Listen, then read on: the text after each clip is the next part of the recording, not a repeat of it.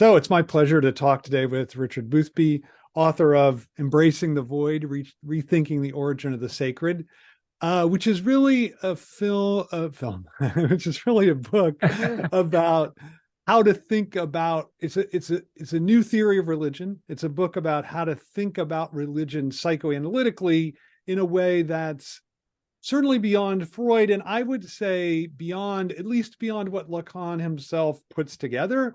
Uh, I would even say beyond Lacan, but that maybe that's something we can talk about. So maybe you can just lay out how you came up with a theory of religion, because it's a big tough topic. It's a big thing to tackle, and so maybe you can just sort of say how that came to you, and what you were, how the initial idea of the book came to you, and what you were thinking about doing in the book.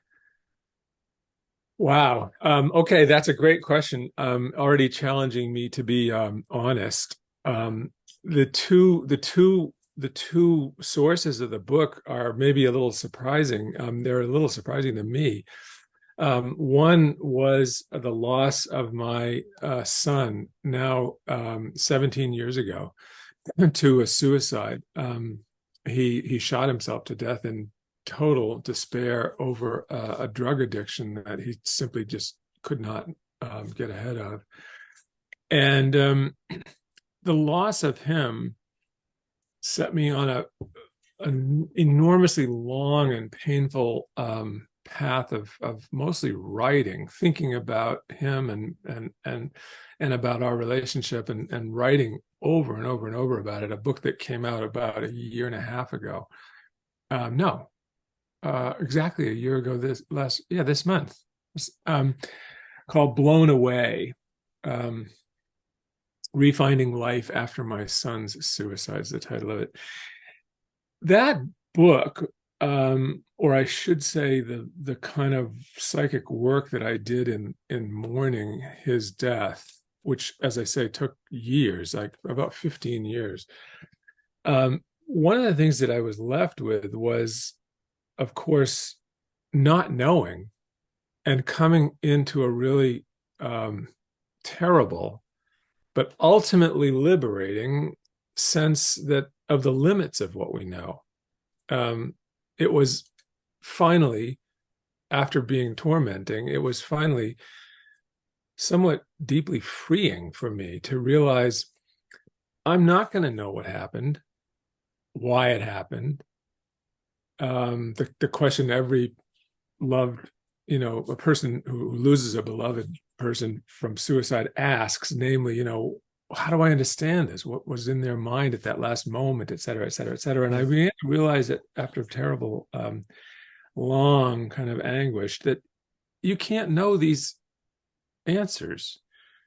And that set me to thinking more and more about the limits of our knowing, and the functions of those limits, the way we do or don't acknowledge them in our lives. For the most part, I think we tend to, maybe especially in our time, we tend to think, we've got a grip on things. We know a lot. Hmm. And I was really had it forced on me to think, wow, there's so much that is even closest to us that we don't understand. So that was the first big thing. And the second thing actually really flowed from my son's death. A year after his death, I was very fortunate to participate in a trial at the behavioral science department at Johns Hopkins using the psychedelic drug psilocybin. And I must say I had a fantastic experience with that study. I had 4 active doses of a drug I had never taken in varying concentrations. And aside from learning much more about myself and about life in general than I can relate in the time we've got, this whole theme of unknowing came back in the middle of those psychedelic experiences, and came back, in fact, in tandem with my memories of my son. So I think those two things set the stage for me to have a new openness to the whole question of the religious. That was also, I have to say, part of the after effect for me of the psilocybin experience, was a kind of, what I would have to say was a kind of spiritual, what shall we say? I guess awakening is the appropriate term. Yeah. I've gone in and out of a kind of religious sensibility in my life, but never really feeling I belonged to any church in particular. And the psilocybin experience, without being able to give it a real name, it definitely left me with an openness to what people maybe often call as just spirituality that was pretty significant. And then what, really behind those this. two things. Yeah. Yeah. And then what led you then to link the unknowing? Makes sense to me. And I think maybe one of the first times we ever talked, you talked about this, and you talked about unknowing in relationship to Hegel's absolute knowing. I think this is maybe in our very first conversation we ever had. And so then it seems to me like that, I think you might have even said something like, I don't think I understood Hegel till I had the psilocybin experience, right? Something like that. But then it's like, this book is, maybe Hegel gets mentioned once or twice, but it's basically a book on Das Ding as that site of unknowing. And I wonder why that move in that direction. So I understand those two formative experiences that led to the book, but then what made you think like, oh, there's this resource in Lacan that really corresponds to what I was looking for and thinking about?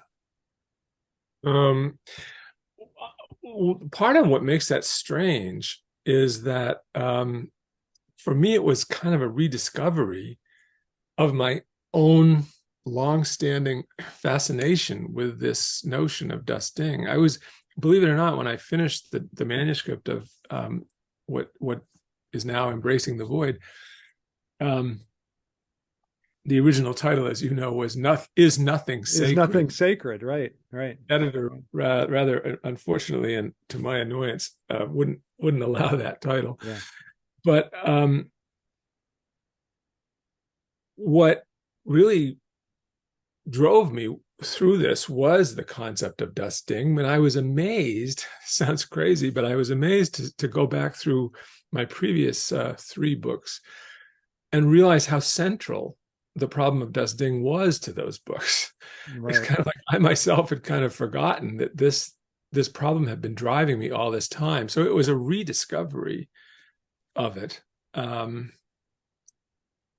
I guess rediscovering that, yeah, I've always been fascinated by this. And then this problem. Yeah. And then you connected it to the religious in a way that I don't think Lacan himself does he? Like, I don't think that it, or does he? I mean, he does only in a few lines. He does talk about the mystics and about he makes a very kind of tentative and indirect linkage, but you're right. Basically, he does not paint this with a religious brush. That's right. Yeah, and so that, I mean, that's, I think you were the great insight. I find the book just totally convincing. But it's interesting that you, and that leads to this question. Like, so you talk so that it's divided into 2 parts, right? So the first part is an explanation of Das Ding as a concept and how it's located within psychoanalytic theory and how it's related to unknowing. And then the second part is a basic history of certain religious trajectory that Das Ding undergoes. So, in the first part, the figure of the mother plays as for Lacan, right? Like the Das Ding is that he'll even say that he uses this term, the maternal thing, right? Mm-hmm. But then it struck me that there was a slight, I just, maybe not disconnect is too strong a word, but I didn't see the linkage, because all these religions are religions where God, at least if God isn't paternal, God is usually paternal, but if not, God is not, certainly not sexed in a feminine way. And so I wonder, that just struck me as an interesting thing. Like, why isn't our notion, I mean, there's Mother Nature, right? So there's some idea of a feminine kind of God, but and of course there's maternal religions, but they're so much less prominent. So I wonder why you think that is. I mean, I guess I can anticipate an answer, but I wonder what you like. Did you sense that in the book, this movement from like this first part where it's the maternal thing, and then the second part is definitely not the maternal thing? Yeah, I may have done well to emphasize that more, because the way I think of that is already deeply Freudian. That is to say that the father, it's deeply, in a very deep sense, Oedipal. Right.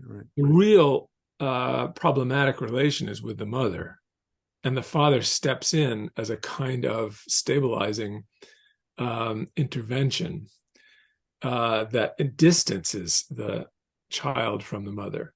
Now, of course, in Freud's view, in Freud's version, the simplest explanation, the simplest theoretical structure is to assume that the child needs to be torn away from the mother by threat of castration, in the famous argument. And one of the things that I took from Lacan and make a lot of in the argument for this book is the departure he makes from Freud, which is shared in a way, I point out, by Simone de Beauvoir, where she refers to Freud's Oedipus complex in a kind of transformed version, bringing it much closer to this notion that I then really build upon in the book, that the mother is experienced in part as an uncanny unknown, even a deeply anxiety-producing unknown. And the father, now in the Lacanian guise of the master signifier, the symbolic order itself, the big other, steps in to provide a kind of distance, a kind of safety from confrontation with this dimension of the mother that is deeply anxiety producing and not at all knowable or controllable by the child.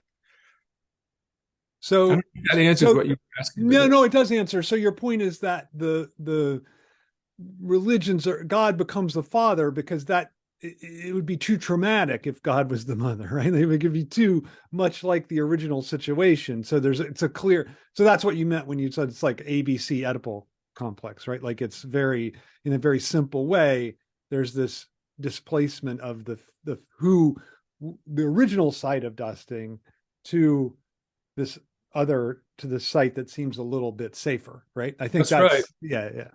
Yeah, that's right. And I, in the end, the last concluding chapter, I very briefly, all too briefly, I think, but there again, I ran into limitations with my editor, who wanted the thing to not exceed a certain number of pages. Right. Which was rational, by the way. She saved me from my own bad impulses. But I devote a section there to the famous late Lacanian formulas about sexuation, the formulae of sexuation. Right. Where basically I maybe am a little more emphatic than Lacan left it, but it seems to me this is the right way to read it, that the feminine jouissance that is associated with the not all, the pas tout, right, is something fundamentally excessive in the relation to the mother and to in a way, of course, our relation to experience in general. This fundamental excess is in some sense more primitive, more originary, if one could say, as opposed to the very sort of the exceptional general rule of the masculine formula, where basically one has much more reliance on something like the reassurance of the fetish object, as if masculinity is basically a kind of attempt to fill in the blank of the pas tout with one or another object that gives the masculine subject a kind of crutch, a kind of an advantage, a kind of stabilization.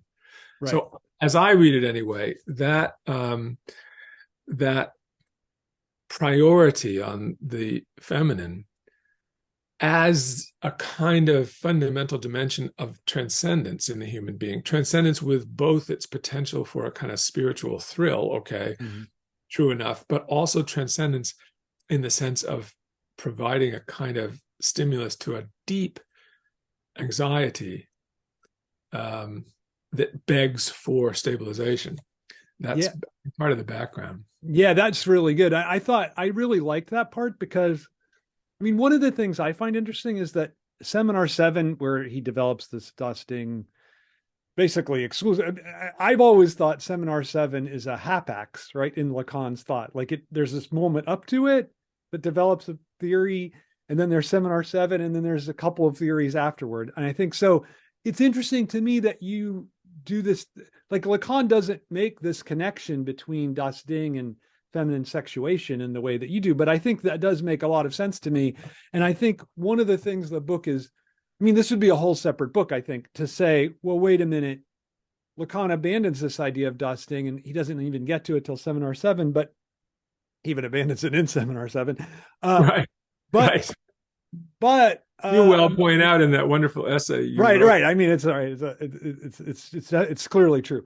But you could say, like, you know, I think this would be part of your claim that it suffuses his entire thinking, even as this would be sort of something apt about this, as an absence, right? Like, and I think that's, again, I think that would be a whole other, who cares? I mean, this would be a book about Lacan's thought, but that, I think that is true. And I think that's, or at least that's, I think, a real part of the way you're approaching him, which is distinctive, I think, from a lot of other, like certainly from Slavoj, for whom dusting is like it's a hapax in the sense of it's a temporary mistake that Lacan makes, and then he corrects it by developing objet. So I just wanted to note that. This isn't necessarily a question, but I do think that you're like, that's what's distinctive about your reading of Lacan. And then I think you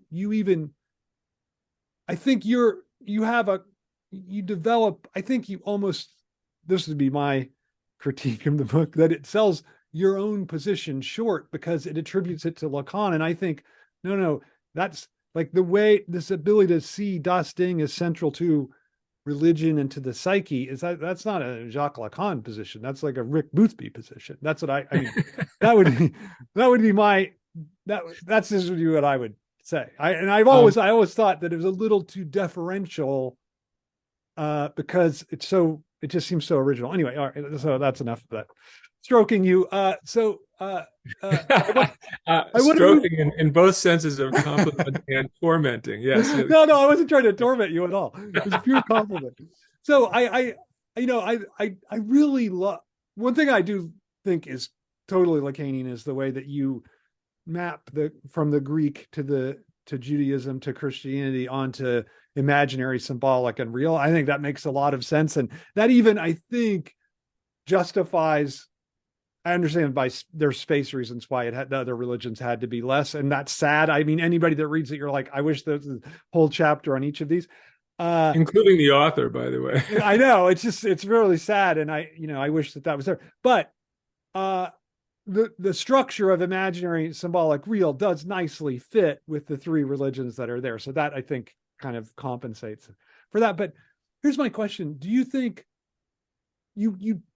I think I kind of think, no, I anticipate what you're going to say, but I'm going to ask it anyway. So, is there one religion to you that's more susceptible to fundamentalism? So we're living in an epoch of incredible fundamentalist outbreaks, right?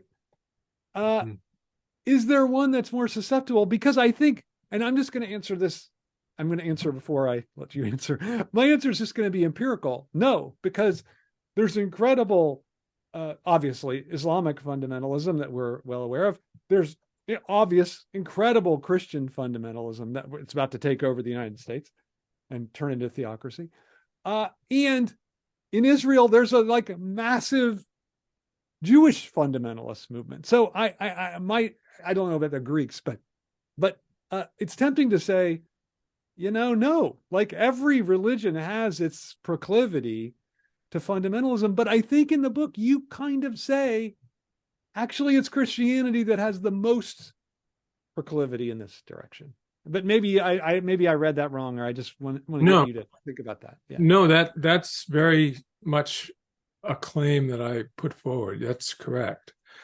I would say that the fundamentalist temptation is generic in all three of the great monotheisms: Judaism, Christianity, and Islam. So I would say the real problem is monotheism. That's the general problem. But I do make the point, and we can open this up in its more nuanced meaning as we go along here. But the main point I want to say is that all religions, as drawing up a kind of relation with das Ding, with the unknown, and situating human subjectivity in some kind of more or less controlled relationship to that unknown.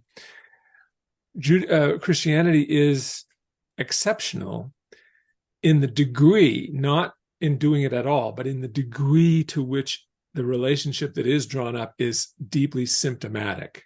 That is to say, Christianity is of all the monotheisms, and I argue of all the religions. We can explain why this is in a minute, but it is the most directly in confrontation with, in insistence upon centering the whole religious experience on the real of the unknown thing. But for that exact reason, Christianity is also the most deeply symptomatic religious formation, which counters its own so direct and insistent approach to das Ding that it almost cannot resist the temptation to symptomatically deny the very thing it's opened up and protect itself, you might say, from its exposure. This traumatic, anxiety-producing thing. Oh, okay. On those terms, I agree with that. So, is there then? Would you say there's something substantively different between Christian fundamentalism and Islamic or Judaic fundamentalism? Because I think, based on what you're saying, I kind of think yes. Like I think you kind of say that. You don't directly say it, but I think you kind of say it in the book. Like Jewish fundamentalism would be, okay, you just stick to the word a little bit too much, right? Like you don't see that there's something, that the law is, there's something beyond the law. You're just too invested in the law itself, right? And then Islamic fundamentalism would be something kind of like that, right? Like there's just too much investment in the word, right? And not enough in the beyond. But Christianity, I think, is different, right? Like it has to be different, right? Because precisely for this, I think you're really great on the symptom, the way that it expresses and represses at the same time, right? And I think, and so that, go ahead. I think that the simplest answer to the question you're posing, which is a very good question because it goes to the heart of the claim I'm making in the book, and if I'm right, it goes to the heart of the religious dynamic as such. And the crucial factor is how direct and therefore how potentially traumatic is the approach to das Ding that is adopted or on offer, you might say, in the different religious traditions. In the case of Judaism, it is the confrontation with Yahweh. It's the confrontation with the burning bush of Moses, out of which comes this uncanny and infinitely challenging voice of command. That's the moment where the Jewish spiritual life finds this confrontation with das Ding. Can I just interrupt for 1 second? Yeah, because yes, but you said the word you're not allowed to say. You have to say, and I think, isn't that really important that you have to say Adonai? Like you have to use God's nickname, right? You can't say what you just said. And I think that it really, really shows the point, which, by the way, I didn't realize this until I was doing a little research. Adonai is plural. So it's like the Lord of Lords or something, right? Lord of Lords, yeah. Mm-hmm. Yeah. The other handy one in the Jewish tradition is simply to call the being name.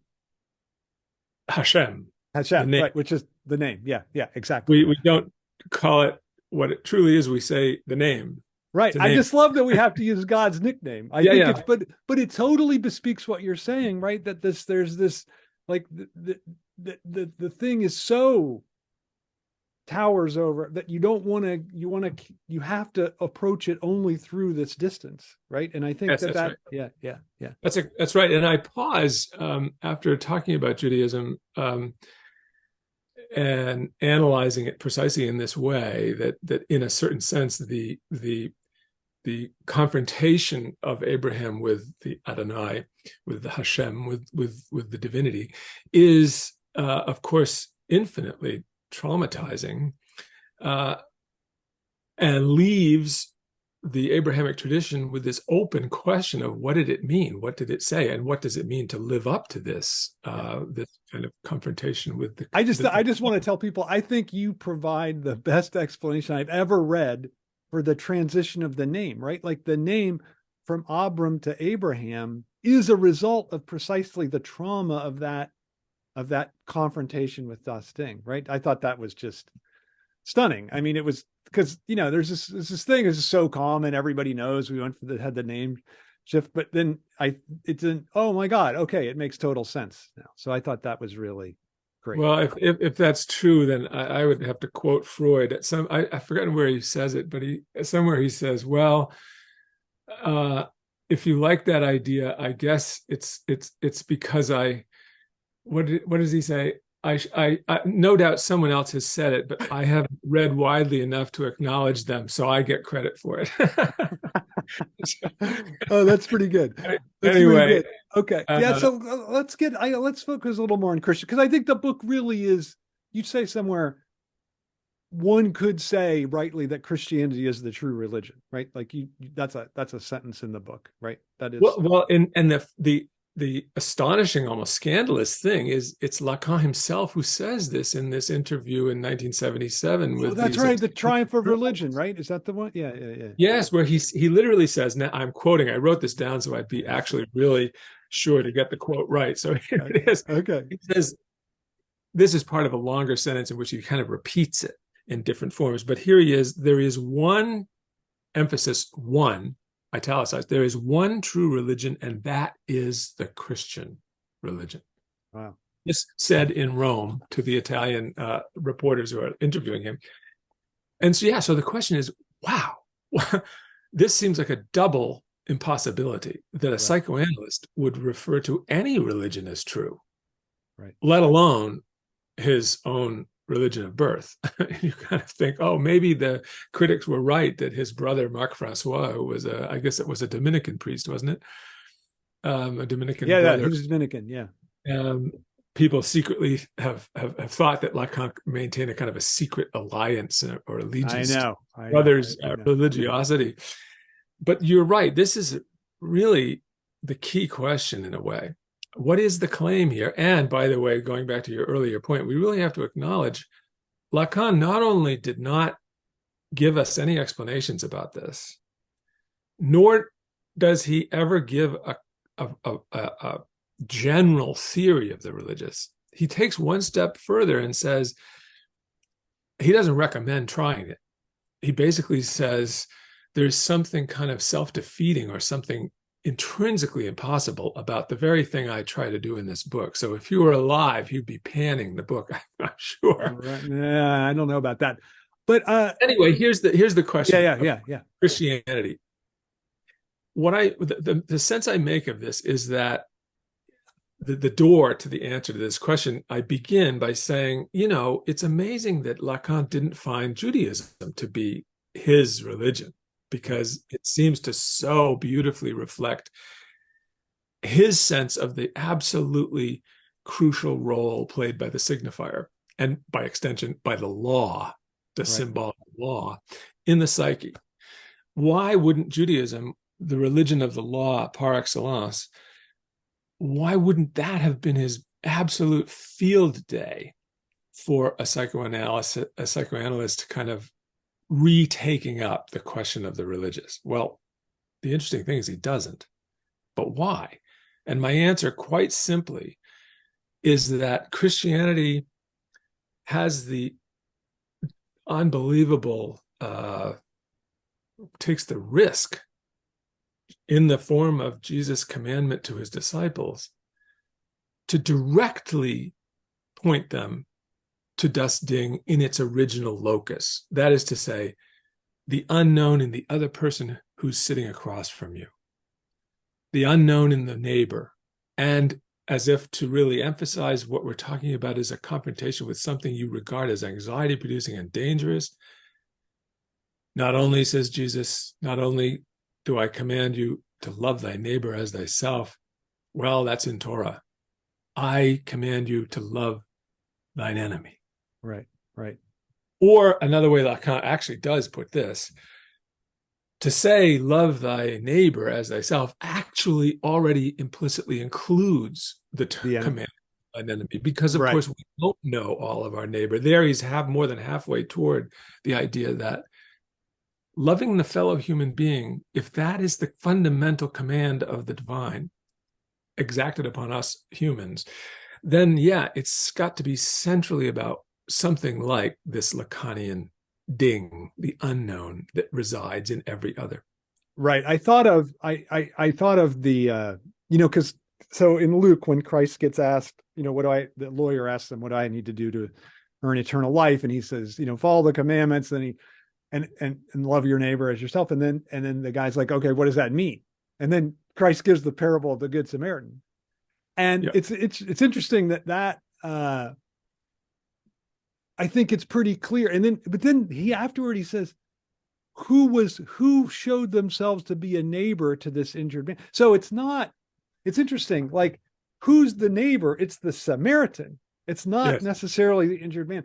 And I think like there's a way in which what he's saying there is exactly what you're saying, like this opening oneself up to the other. That's what it means to love the neighbor, right? And I think because he didn't know, was he really hurt, or was he going to get beaten if he helps him out? Like there is this whole risk, I think, involved in it.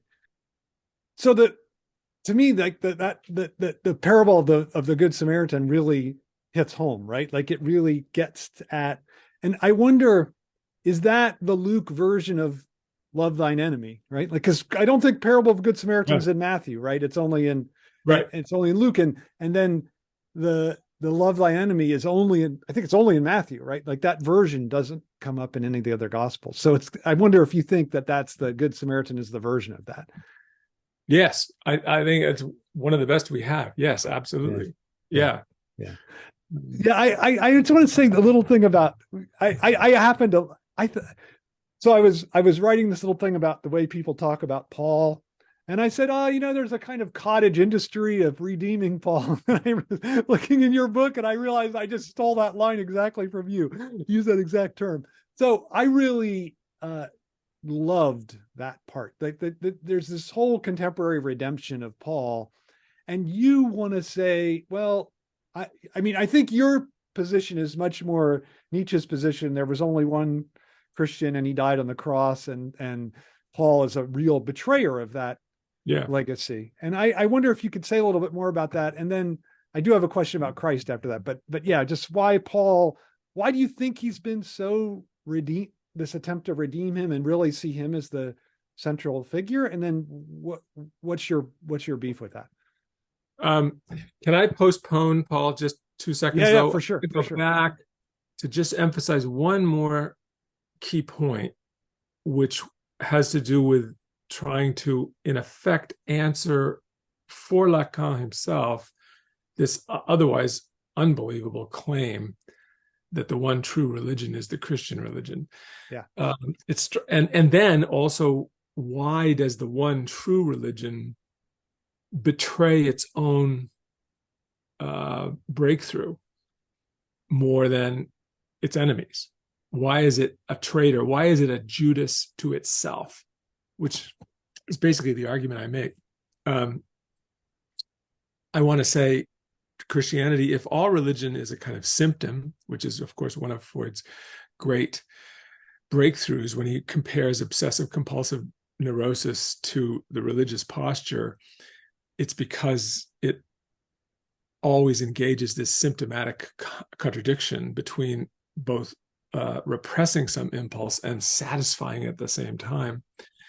Christianity is the most symptomatic religion in the sense that it is more than any other religion turning directly toward embracing das Ding, embracing the void, there you go,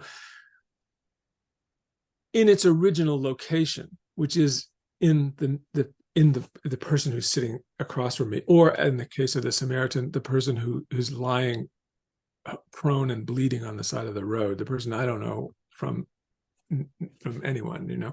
Right. The thing is that this religion, which requires you to open your house and more so open your heart to this person who may well be a serial killer, the enemy. This is the same religion which will hold the world record, not only for being the world's largest religion, but also the most murderous religion, the most bigoted religion, the most scapegoating religion, the religion most inventive in creating other human groups that it can condemn in its own kind of, attempt at self-glory. The key, and you think Paul is part of that process? Paul is absolutely the one who opens the door to this, and which is why my transition between the two issues here couldn't be smoother. I take Paul to be taking the emphasis off the Christly admonition to open one's heart in love, even to thine enemy, and replacing it with Jesus' death as transmogrifying the whole spiritual game, as paying the kind of cosmic debt created by human sin, which will release us all into the happy heavenly hereafter. I think that by doing that, Paul betrays the original Christian idea, both that love is the absolute message, love is the absolute requirement, but further, love that does not expect something in return. That's absolutely crucial. It can't be a market transaction where I'm going to get something for my religious, big-heartedness. Right. Paul turns it into almost a kind of cosmic sweepstakes where you're going to get the highest payoff so far as you properly pose yourself as pious enough. And we're in danger. Now, it's fair to say, too, Paul certainly has some lovely passages about love. I was just going to say, faith, hope, and love, these three, but the greatest of these is love, right? Right. Exactly. I mean, it's not like he's not capable of offering us a lot of, beautiful things on that score, which I don't want to belittle. However, they all get couched in the sort of rhetoric of and the sort of, promise of salvation, which is inevitably inviting, maybe not necessarily, but it certainly overwhelmingly invites a kind of selfishness at the very heart of our religiosity, which is a massive contradiction with the original Christian experience. It is. I two questions on this issue, though. So I grew up, as you know, in a really evangelical household, and our favorite Bible verse was, "For God so loved the world that he created his only begotten son, whosoever believed in him would not perish but have everlasting life," right? So that's John 3:16. So that seems to be in line with the Pauline thinking. So John must be, without Paul, it's questionable whether we would have arrived at that. Well, okay. Yeah. So that's my other part of this question is, Paul is first, right? Like all the gospels are like 80 or 90, right? And Paul is like 50s. So, right. So how does that square with this notion of Paul as a retreat from the original, when Paul actually is more original than Matthew, Mark, Luke, or John in a certain sense? Yeah. Totally fair question. And in order for me to have, I really, in a certain sense, have almost no defense other than reimagining a pre-Pauline Jesus who has a consistent message. And you're right, by the time we get the four Gospels, the picture of Jesus is unquestionably a mix of the kind of view that I'm proposing, the one who says there where two or more of you are gathered, there am I. Or as you do to the least among you, you do unto me. Yeah. Or as you said in Matthew, where he says, there really is only one commandment, and that's to love thine other, as thyself. And furthermore, love thine enemy. So I think that there's no question that the Gospels as we have them are a mixture of different voices, and Paul is a really big one. There's no question about it. He got there first, as you say. Yeah. That's how I would answer that question too. Yeah. I mean, that's what I thought you said. I think that's really good, and I think it does make. I mean, that has to be true.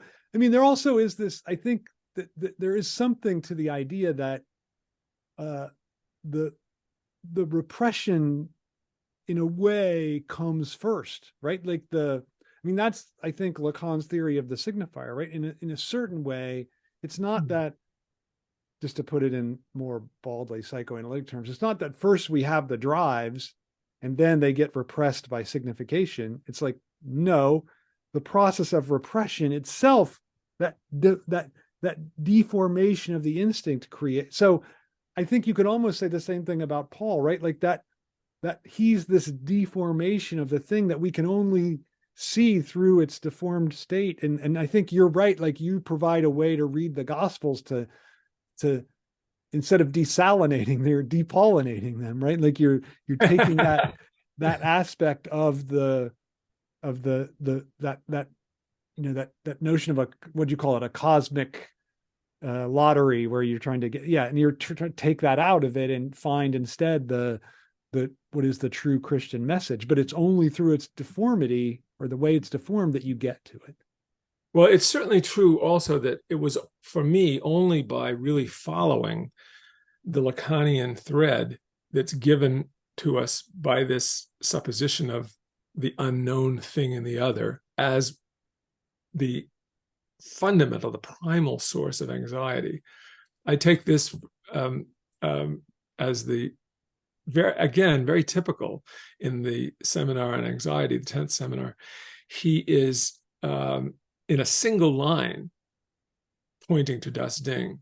He says there, not only is anxiety not without an object, it is related to the most primordial object, Das Ding. Right. But and I think in one-liner, he sort of lays down an incredibly far-reaching point. And I guess what I did, whether it's valuable or not, is follow through that one idea, that what if you suppose that the whole experience of the sacred is related to this problematic of Das Ding. If that's the case, then it seems to me that the critique of Paul almost has to, not quite by a direct path, but it has to follow as a kind of degradation of this originary positioning of oneself, defining love as a kind of encounter and embrace of the thing. It isn't. I think that makes total sense to me. I find that totally convincing. You talk about both of these other references to dusting, the Freudian one from the Project of Scientific Psychology, and then Heidegger's gave this lecture, and then it got published as an article on dusting. To what extent do you think those three are just consistent? Like those three ideas of dusting are just basically they're the same, or do you think actually Lacan's refining something from the earlier two? I think particularly in the case of Heidegger, I another one of the things that got cut, left as the filmmakers say on the cutting room floor, was a little chapter section on Lacan versus Heidegger about this. It's a nice, you give me a nice moment to sort of bring it back. I think that one of the really important things to remember, though they both, and Lacan does read the Heideggerian theory of the thing, along with the famous relation, to the example of the vase and so on and so forth. He reads and learns from those things. But this absolutely crucial point has to be remembered. Anxiety for Heidegger is anxiety in the face of my own freedom. Therefore, it's Dasein's own radical openness that is dizzying and anxiety producing. By the way, in this regard, Freud and Sartre, where they otherwise have some differences, on this they're speaking with one voice, that it's my very freedom that is vertiginous and therefore the fundamental origin of anxiety. Not so for Lacan.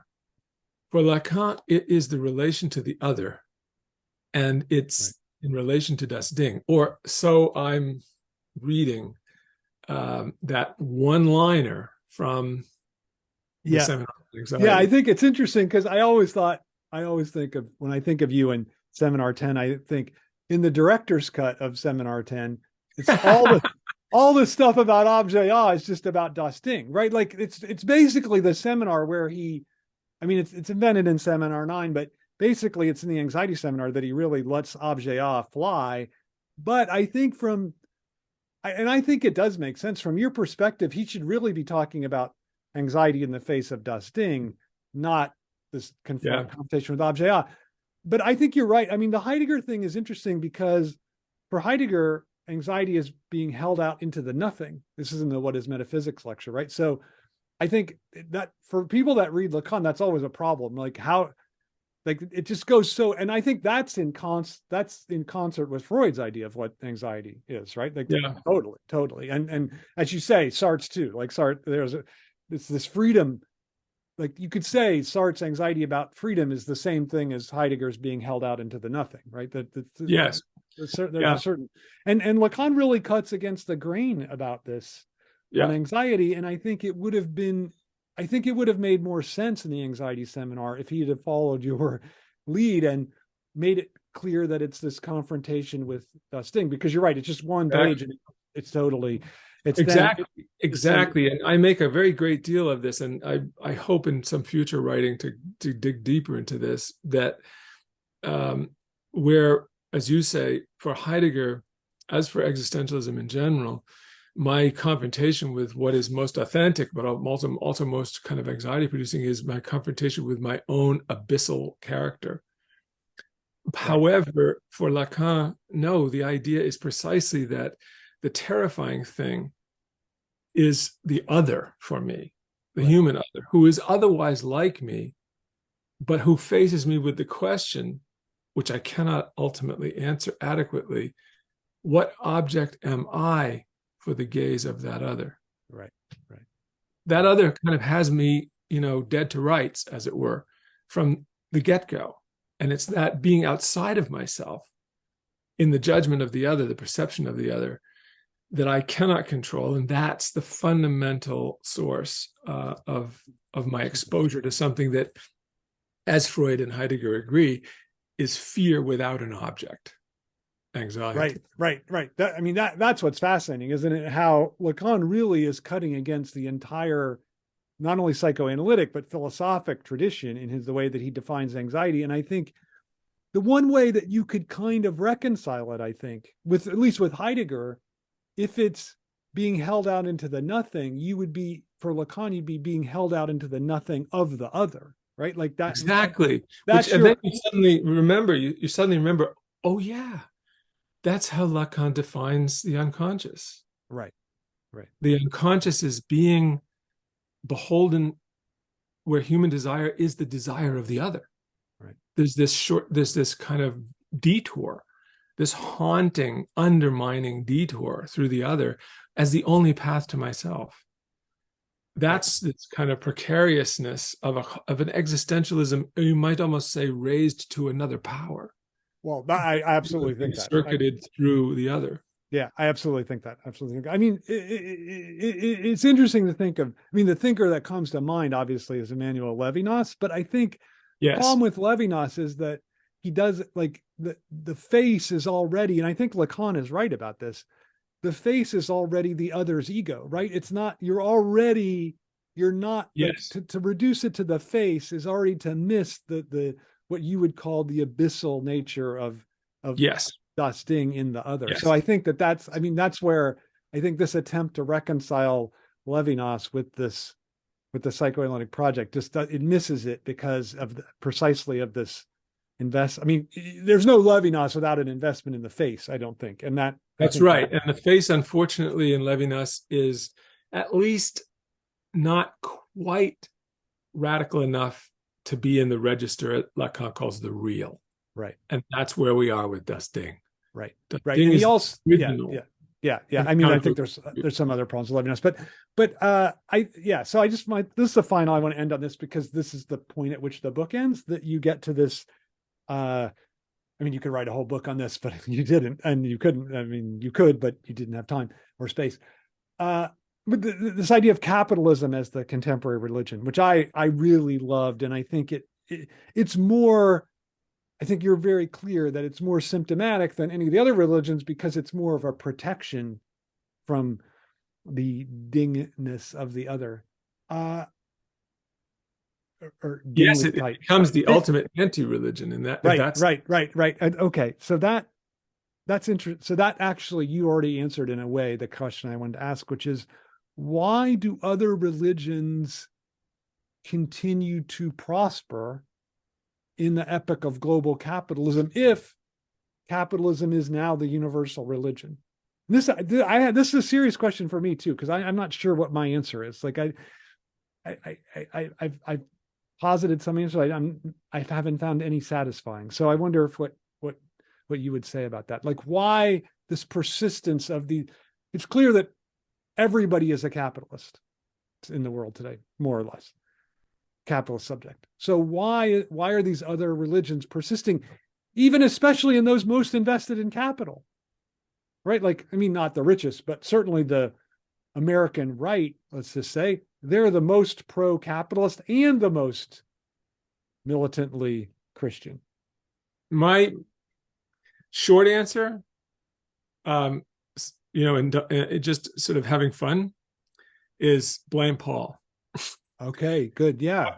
But what I would really want to say is, again, this is deeply, deeply, deeply symptomatic that the compatibility of religious traditions with capitalism, which has obviously shown itself, as you say, around the world with various religions, it's an easy match, all too easy. And yes, you're right. Then you take a step back and you say, wait a minute.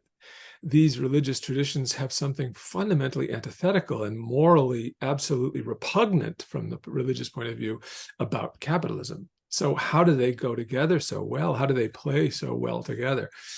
And I think that one of the answers, at least in America, we're having a kind of massive enjoyment of this contradiction. Yeah. We are enjoying the money god, in part because the Pauline interpretation, which puts the emphasis on one's own salvation, one's own well-being, you could say, kind of metaphysically or ontologically speaking, we are, number one. Yeah. All of us are on this. I see. So it's tied to this salvatory, this salvation idea of Christianity. Yeah. Well, or the other way to put it is that the edge has been taken off, really confronting what is truly other in our fellow human being and embracing it not just with tolerance, but with embrace, with love. Yeah. That's the really heavy thing. Well, I think that's true. I mean, there's no vision of I mean, this is just a truism. There's no vision of capitalism that involves love of the neighbor, right? Like it just can't accommodate that idea. Because if you're not trying to exploit the neighbor, then you're losing. I mean, that's the ABC of, I mean, that's just, it's not even a moral indictment of capital. It's just the truth of it. So I think that's really good. I guess I've always thought, and I think I'm probably wrong, that capitalism wasn't sacred enough, right? Like that it didn't, that it kind of, even though it gives us a little bit of the religious experience, it really doesn't give us enough of it to satisfy us. And so we then go on to, that's why we still need these other religious forms as a supplement to capitalism. But I think you're probably right that really formally, maybe they're the same. and that's why it fits so well. I didn't want to say they're really the same. That would be too much. But I do think that a turn to religion is the supplement that makes our otherwise slavish embrace of capitalism okay with us. Okay. Another All right. kind of making it palatable, even perhaps worshipable. Think of it now as, I at least can have the moral satisfaction of looking at my downtrodden neighbors who aren't doing well in the capitalist marketplace, and I can say, you obviously haven't tried hard enough. You obviously haven't applied yourself. So you haven't really proved your worthiness. So get off your butt and really show us what you got. Right. Rather than like helping the person up and out of which is as antithetical a sort of approach and statement as you can possibly imagine coming out of the mouth of Jesus. Right.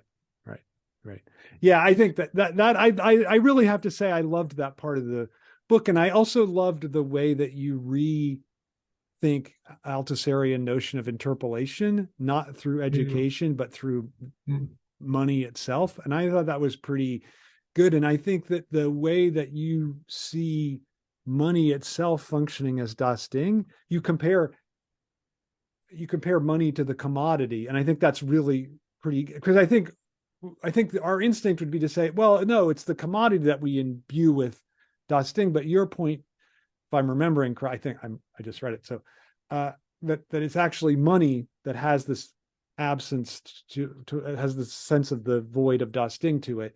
And every time it gets instantiated in a commodity, that's lost. And so we're constantly re-seeking it out in more accumulation. All right. That's true too. That you're right. I do kind of talk about that. But I think that in the section you're talking about, that where we are inclined to not find any moral problem with what Marx was horrified by, the way in which capitalism left to its own will inevitably generate wider and wider discrepancies of unequal wealth distribution. Right.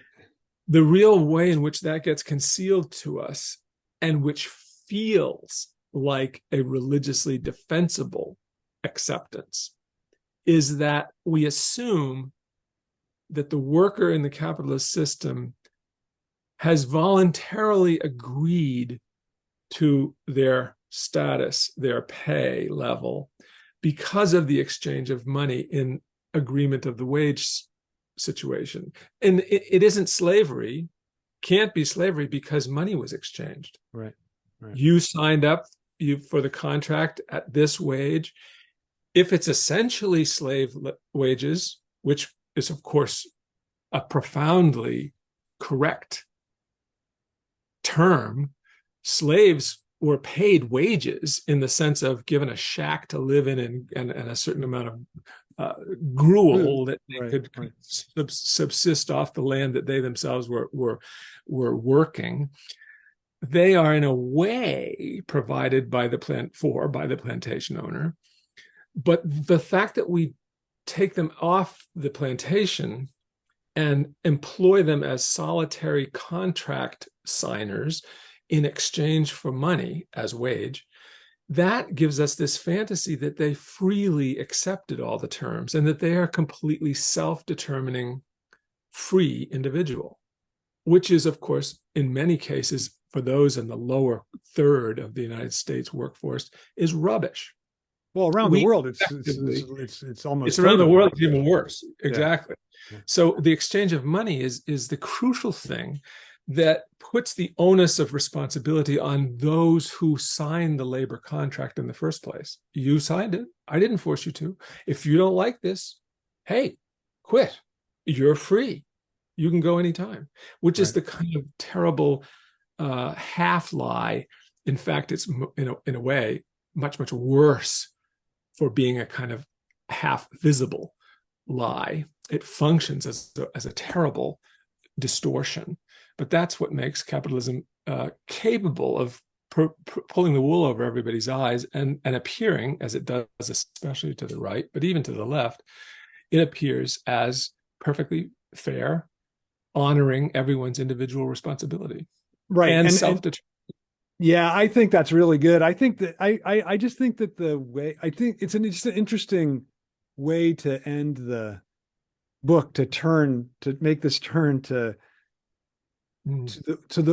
the most widely shared contemporary religion, and yet the one that really betrays Das Ding more than any other Yeah. religion ever has. So I think I just really liked that as a trajectory for the book. So I just want to, that's all the time we have. But I really, thanks, Rick, for talking to me. And I really can't recommend reading Embracing the Void. And as you're reading, I can't recommend it enough. I should end, and that's correctly. But I would say that as you're reading it, think of the title as "Is Nothing Sacred," because I do think that title just kind of hits home.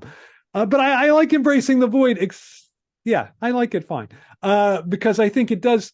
I think it's an actual description of what you want the reader to, and what you're trying to do. So, Yeah. Okay. I will Thank say you. one last thing about Yeah. this Last thing. Yeah. book that might make everybody unhappy, because if you're a believer, it's going to be too philosophical, if not downright atheistic. If you're an atheist, you're going to find it's too close and too sympathetic. It's almost religion. And I would have to say, I myself, as I kind of look at the book, it's one of the things I appreciate the most about it. It is really in between. Right. It's definitely not an atheistic, diatribe, nor is it a religious apology. It's a messy middle zone where you don't find a lot of things. Right. I know. It's a perfect zone for me because I find myself between those two positions. So it was very nice. I like that. I like that a lot. So do I. Okay. Thanks, Rick. Thank you.